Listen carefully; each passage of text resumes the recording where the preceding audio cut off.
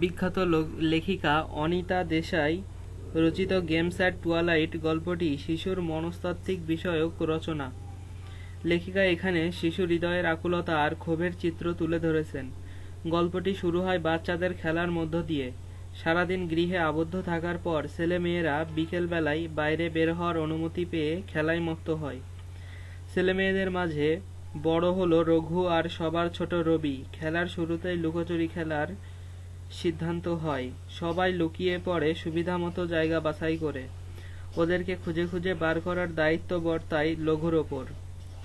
রঘু খোঁজাখুঁজি শুরু করে।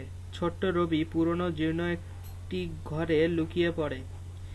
সে ঘরে জমা রাখা হয় গৃহের অব্যবহৃত সব আসবাব আর জঞ্জাল। রবি রীতিমতো পুরো বাসগৃহের আঙিনা আর বাগিচার জংলা স্থানগুলোকে দাপিয়ে বেড়ায়।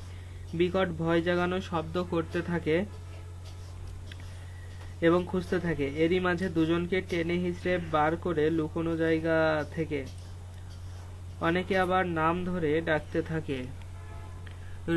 ছোট্ট রবি এমন একটি স্থানে লুকায় যেখানে কারো ধারণায় আসেনি। আর রবির কথা সবাই ভুলে যায়। ওরা ভাবতেও পারেনি যে রবি লুকিয়ে থাকতে পারে।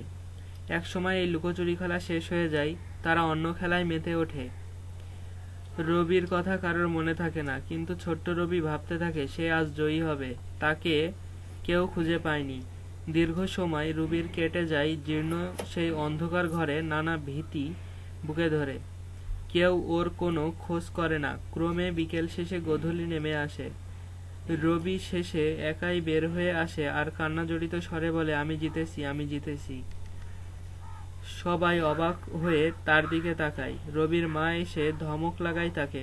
রবি যে লুকিয়েছিল ওদের কারো সেটা খেয়াল নেই, কিন্তু রবি রীতিমতো বেদনা হতো, কারণ তার এই বিজয়ের মূল্য কেউ দিচ্ছে না। রঘু যে তাকে খুঁজে পায়নি এটা কম কথা নয়, কিন্তু কেউ এটাকে আমল দিচ্ছে না। শেষে রবি ওদের খেলায় যোগ না দিয়ে ঘাসের ওপর উপুড় হয়ে পড়ে ফোঁপাতে শুরু করে, এমন অবহেলার কারণে। মোট কথা, লেখিকা এখানে শিশু হৃদয়ের আশা আকাঙ্ক্ষা এবং সে আশা কিংবা আনন্দের মাঝে হতাশার গ্লানির ছাপ খুবই অপরূপ মহিমায় তুলে ধরেছেন। একটি শিশুর আশাভঙ্গের ক্ষোভ আর বেদনা এই গল্পে আমরা দেখতে পাই।